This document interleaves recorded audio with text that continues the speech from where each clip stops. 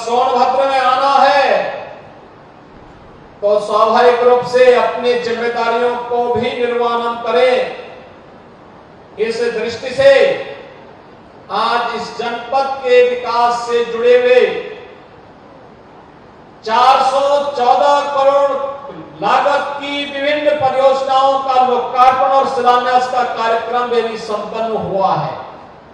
मैं इसके लिए आप सभी सोनभद्र वासियों को, माननीय जनप्रतिनिधियों को हृदय से बधाई देता हूं। इसके लिए मैं अतिरिक्त अभिनंदन का आप सबका करता हूं। भाइयों बहनों, इसके साथ ही एक कृषि विज्ञान केंद्र का भी शिलान्यास आज यहां पर हुआ है। हमारे अन्नदाता किसानों को कृषि क्षेत्र में तकनीक की जानकारी देने, कृषि क्षेत्र में प्रगति को और अच्छे ढंग से आगे बढ़ाने के लिए कृषि विज्ञान केंद्र भारत सरकार के सहयोग से आज यहां शिलान्यास किया जा रहा है।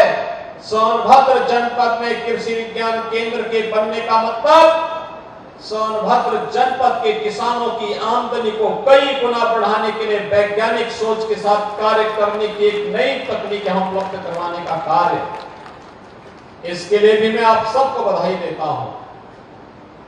आज जब मैं प्रातः काल आया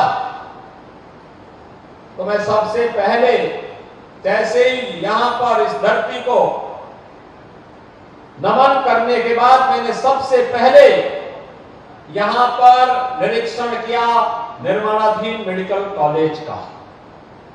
भाइयों बहनों, अनुमान करिए, मेडिकल कॉलेज सोनभद्र में आज से 6 वर्ष पहले ये सपना था, लेकिन अब हकीकत बन चुकी है कि हमारे सोनभद्र में भी अपना एक मेडिकल कॉलेज होगा और भव्य मेडिकल कॉलेज यहां बनने जा रहा है। भाइयों बहनों, अगले सत्र में यहां पर हम प्रवेश भी करवाएंगे। सोनभद्र से मिर्जापुर, भदोही से जुड़े हुए छात्रों को अब पढ़ाई लिखाई के बाहर नहीं जाना होगा। मेडिकल की परीक्षा अगर उन्हें पढ़ाई करनी है, उस प्रकार के डॉक्टर भी होंगे, चिकित्सक भी होंगे, नर्सिंग स्टाफ भी होगा, पैरामेडिक्स भी होगा, हजारों लोगों को नौकरी भी लगेगी और नौजवानों को, हमारे नवयुवकों को यहां पर मेडिकल की पढ़ाई करने का एक अवसर भी प्राप्त होगा। यह भी प्रधानमंत्री मोदी जी की परिकल्पना का रूप है, जिन्होंने कहा था 1 डिस्ट्रिक्ट 1 मेडिकल कॉलेज के सपने को साकार करिए। आज उत्तर प्रदेश उस सपने को साकार कर रहा है। भाइयों बहनों, स्वास्थ्य की बेहतर सुविधा यहां लोगों को मिलेगी। आज हमने जो 417 करोड़ रुपए की परियोजनाओं का शिलान्यास और लोकार्पण किया है, इनमें से यहाँ के विद्यालयों को तकनीक के साथ जोड़ने के कार्यक्रम भी इसमें शामिल है। तकनीकी विशेष सक्षम यहाँ के बेसिक शिक्षा परिषद के स्कूलों को बनाया गया है या बनाया जा रहा है। और मैं अब यहाँ के प्रशासन से कहूंगा कि डिस्ट्रिक्ट मिनरल फंड का उपयोग सुदूर क्षेत्रों में स्थापित जो प्राथमिक स्वास्थ्य केंद्र हैं, उन सभी प्राथमिक स्वास्थ्य केंद्रों के साथ साथ यहां पर जितने उद्योग लगे हैं, उनके CSR मद के पैसे का उपयोग भी यहां पर हेल्थ एटीएम लगाने के लिए करें और हेल्थ एटीएम को जिला चिकित्सालय के साथ या KGMU और RML के साथ या FCPGI के साथ या BHU के साथ जोड़ करके सुदूर क्षेत्रों में रहने वाले हमारे जो वनवासी भाई बहन हैं, यहाँ के जनजातीय समाज से जुड़े हुए नागरिक हैं, उन लोगों को बेहतर स्वास्थ्य की सुविधा प्राप्त हो। अभी पुख्ता व्यवस्था टेक्नोलॉजी के माध्यम से बेहतरीन स्वास्थ्य की सुविधा वहां पर उपलब्ध कराने की दिशा में हमको कदम बढ़ाने पड़ेंगे। तेजी के साथ प्रदेश के अंदर एक कार्य प्रारंभ हुआ। भाइयों बहनों, आज से 6 वर्ष पहले तक एक सपना था, क्या सोनभद्र और मिर्जापुर में भी पीने के लिए शुद्ध पेयजल मिल पाएगा? कुछ गांवों में चालू कर चुके हैं, कुछ गांवों में अगले कुछ महीनों के अंदर प्रारंभ हो जाएंगे। हर घर नल की योजना, जल जीवन मिशन के अंतर्गत हर घर नल की योजना। आरओ का पानी, जब दुकान में जाएंगे एक बोतल पानी की कीमत 20 रुपए से कम नहीं। जार लेंगे उसकी कीमत अलग है। लेकिन अब सरकार आपके घर तक आरओ का पानी पाइप से पहुंचाने का कार्य करने जा रही है। भाइयों बहनों, इसके लिए भी मैं आपको बधाई देता हूं, प्रधानमंत्री मोदी जी के प्रति आभार व्यक्त करता हूं। हर घर नल की योजना इस क्षेत्र के विकास के लिए, और यहां के हमारे जनजातीय भाइयों बहनों के लिए, गरीबों के लिए, कमजोर तबके के लोगों के लिए, अनुसूचित जाति, अति पिछड़ी जाति के लोगों के लिए आवास एक सपना था। 92,000 से अधिक गरीबों को ग्रामीण क्षेत्र में और लगभग 9,000 आवास शहरी क्षेत्र में, यानी 1,01,000 से अधिक गरीबों को प्रधानमंत्री आवास योजना, मुख्यमंत्री आवास योजना से यहां लाभान्वित करने का कार्य भी हुआ। भाइयों बहनों, उन लोगों के आवास बने हैं। 4 लाख से अधिक लोगों को हर घर में शौचालय की सुविधा और किसान सम्मान निधि की योजना के साथ भी जोड़ा गया है। कोई सोचता था यहां के जनजातीय लोगों के पास, गरीबों के पास भी अपना रसोई गैस का कनेक्शन होगा? लेकिन आज ये हकीकत बन चुकी है। आयुष्मान भारत का कार्ड होगा, आज ये हकीकत बन चुकी है। और यहां पर भी फ्री में राशन की सुविधा का लाभ प्राप्त होगा। आज भाइयों बहनों, यह भी एक हकीकत बन चुकी है। राशन जो पहले खाद्यान्न माफिया खा जाता था, पिछले 6 वर्ष के अंदर हर गरीब और हर जरूरतमंद को फ्री में राशन की सुविधा का लाभ कोरोना कालखंड में और इससे पहले उसका जो अधिकार था वह देने का कार्य भी हुआ है। और इसीलिए आज मैं आपके पास आया हूं। आज हमारा सोनभद्र अपने नाम के अनुरूप सोने का बनने जा रहा है। सोने का, अच्छी सड़क, अच्छी कनेक्टिविटी, मेडिकल कॉलेज, जल जीवन मिशन में हर घर नल की योजना, हर गरीब के लिए आवास की योजना, हर गरीब को रसोई गैस के कनेक्शन, हर गरीब को बिजली के कनेक्शन, हर गरीब को वे सारी सुविधाएं। और आज मैं एक टारगेट देने जा रहा हूं यहां के जिला प्रशासन को कि जो लोग वनाधिकार का पट्टा नहीं प्राप्त किए हैं, ऐसे 11,000 से अधिक लोगों को अगले 1 महीने के अंदर वनाधिकार का पट्टा उपलब्ध करवाने के लिए कैंप लगा करके उसको देने का कार्य करवाने, पूरी मुस्तैदी के साथ कराने, सांसद जी को, विधायक जी को बुला करके समारोह करके उन्हें वनाधिकार का पट्टा देने की कार्रवाई को भी संपन्न कर दिया जाए, जिससे कोई गरीब अपने आप को वंचित न माने, कोई भी अपने आप को नाथ न माने। डबल इंजन की सरकार जब उनके साथ खड़ी है तो उसका अधिकार उन्हें मिलना ही चाहिए, हर हाल में मिलना चाहिए।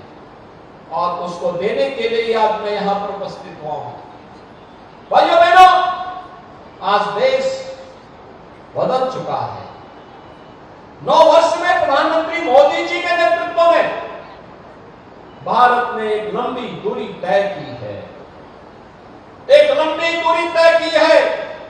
वैश्विक मंच पर भारत की बढ़ती हुई प्रतिष्ठा हम सबके सामने है। आंतरिक और बाह्य सुरक्षा की स्थिति बहुत अच्छी हुई है। देश के अंदर बड़े बड़े इंफ्रास्ट्रक्चर के कार्य, कहीं हाईवे, कहीं रेलवे, कहीं एयरपोर्ट, कहीं वाटरवे, इंटर स्टेट कनेक्टिविटी 4 लेन के साथ जुड़ने का कार्य हुआ है। कहीं मेडिकल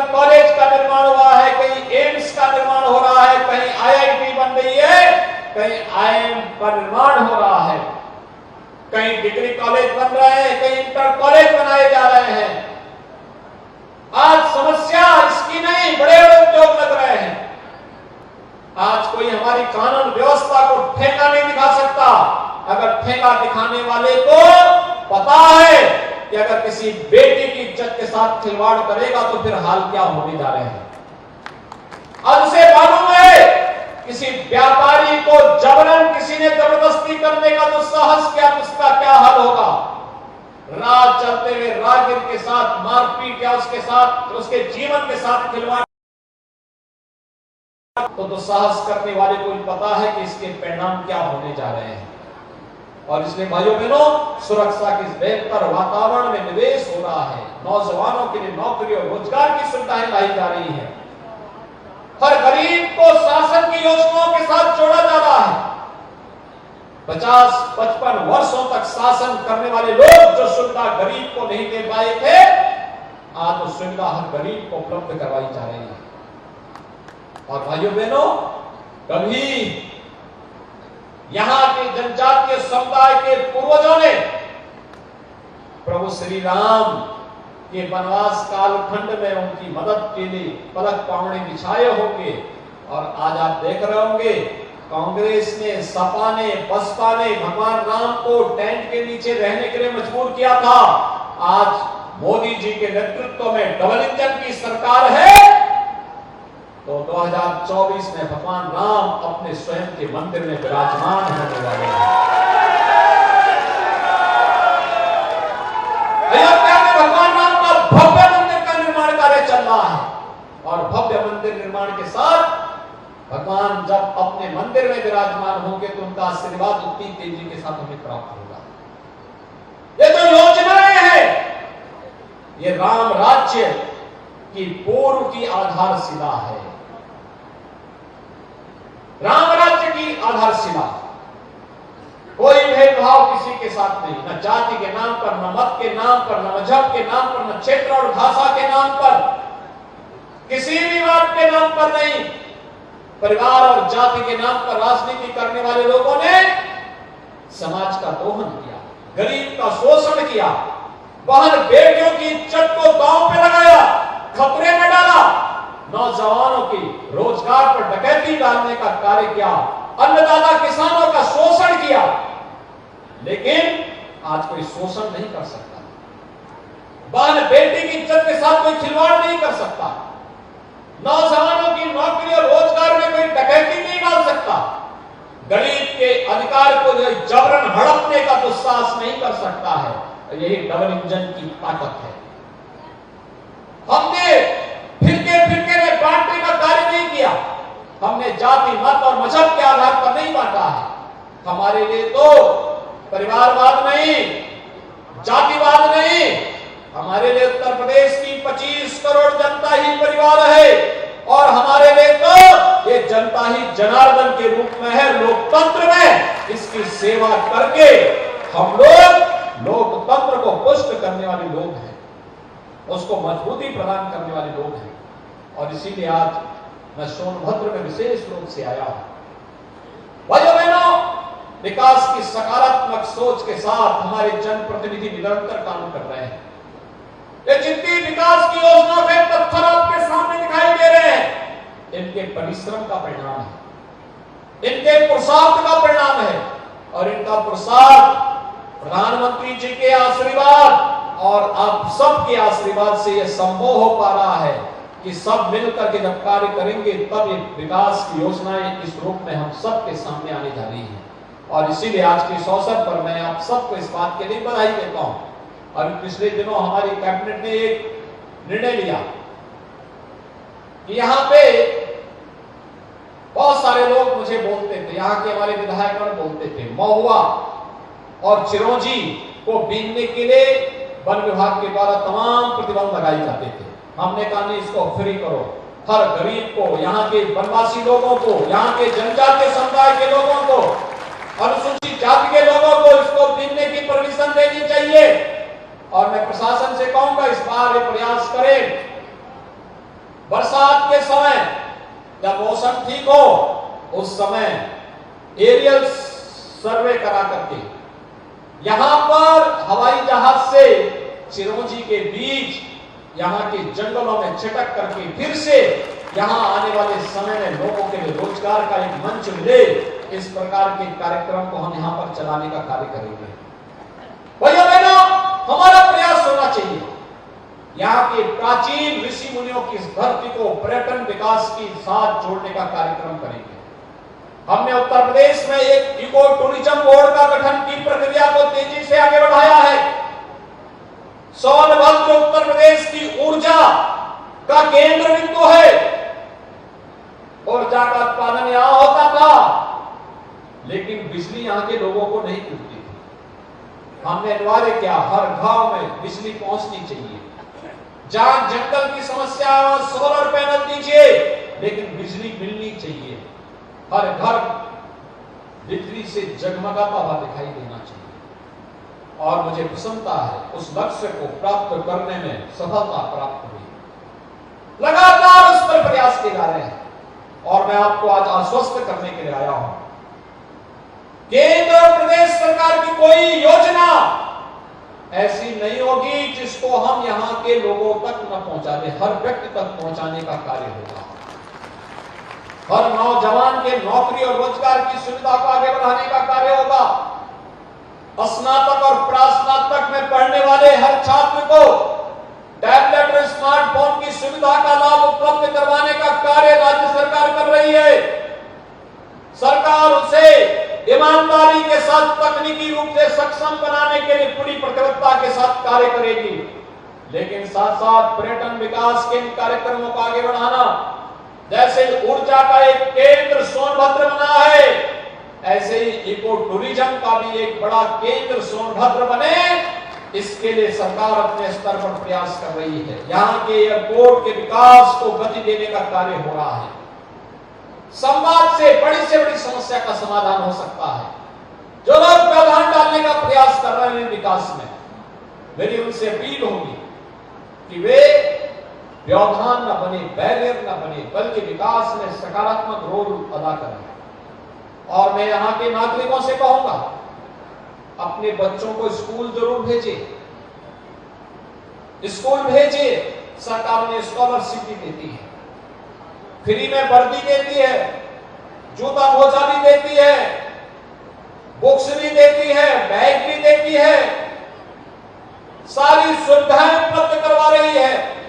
उन बच्चों को पढ़ा लिखा के आगे करेंगे, वे देश के योग्य नागरिक बनेंगे, अपने परिवार की परवरिश भी करेंगे, प्रदेश के विकास में भी योगदान देंगे और भारत को विकास की नई बुलंदियों तक पहुंचाने में भी अपना योगदान देंगे। और इसके लिए सरकार हर संभव मदद करेगी। अच्छे यहाँ पर आपके सोनभद्र में अटल आवासीय विद्यालय भी बन रहा है। यह अटल आवासीय विद्यालय उन गरीब बच्चों के लिए, जो श्रमिकों के बच्चों के लिए है, अनाथ बच्चों के लिए है। अच्छा आधुनिक शिक्षा से युक्त ऐसे केंद्र को, जहां पर शिक्षा भी, जहां संस्कार भी, जहां खेलकूद की गतिविधियों को भी, स्किल डेवलपमेंट के कार्यक्रम को भी, जहां एक छत के नीचे एक साथ आगे बढ़ा सकते हैं। पूरी शिक्षा फ्री, सब कुछ फ्री वहां करने की व्यवस्था की गई है। और इस केंद्र को धीरे धीरे करके हम पूरे प्रदेश भर में फैलाने का कार्य करेंगे। 18 अटल आवासीय विद्यालय इस सत्र में प्रारंभ करने जा रहे हैं। और मैं आपसे आह्वान करूंगा कि हम लोग प्रदेश और केंद्र सरकार के सकारात्मक पहल के साथ जुड़े। आज मुझे बहुत अच्छा लगा, मैं आधा घंटा पहले आ गया था क्योंकि मुझे मेडिकल कॉलेज का निरीक्षण करना था। लेकिन उस सब के बावजूद आप सभी लोग इतनी भीषण गर्मी के बाद में आज यहाँ पर उपस्थित थे। लोग मुझसे पूछते थे कि सोनभद्र में बहुत गर्मी होगी। मैंने कहा आखिर सोनभद्र में जो वहां हमारे भाई बहन रह रहे हैं, आखिर वे लोग तो रह रहे हैं वहां पे, तो हमें एक दिन जाने में क्या समस्या आ रही। हम लोग जाएंगे वहां जरूर, वहां उनके सुख दुख को देखेंगे, उनके साथ कुछ देर बिताएंगे और फिर वहां की समस्याओं का समाधान करते हुए सोनभद्र को सोनांचल के रूप में, सोने की एक नए केंद्र बिंदु के रूप में आगे बढ़ाने का कार्य भी करेंगे। और भाइयों बहनों, आज उस रूप में सोनभद्र तेजी के साथ आगे बढ़ रहा है। चाहे वह मेडिकल कॉलेज का हो, हर घर नल की योजना हो, तमाम विकास परक योजनाओं का हो, एयरपोर्ट के विकास का हो, चाहे यहाँ के इंफ्रास्ट्रक्चर का हो, नए नए उद्योग लगाने के कार्यक्रम हो, सभी तेजी के साथ आज यहाँ आगे बढ़ रहे हैं। मुझे पूरा विश्वास है कि सभी योजनाओं में आपका पूरा सकारात्मक योगदान मिलकर के सोनभद्र के विकास को तेजी के साथ आगे बढ़ाने का कार्य करेंगे। आप सबको मैं इस अवसर पर एक बार फिर से इन सभी परियोजनाओं का जनता के यहाँ पे लोकार्पण और शिलान्यास हुआ है, इसके लिए बधाई देता हूं।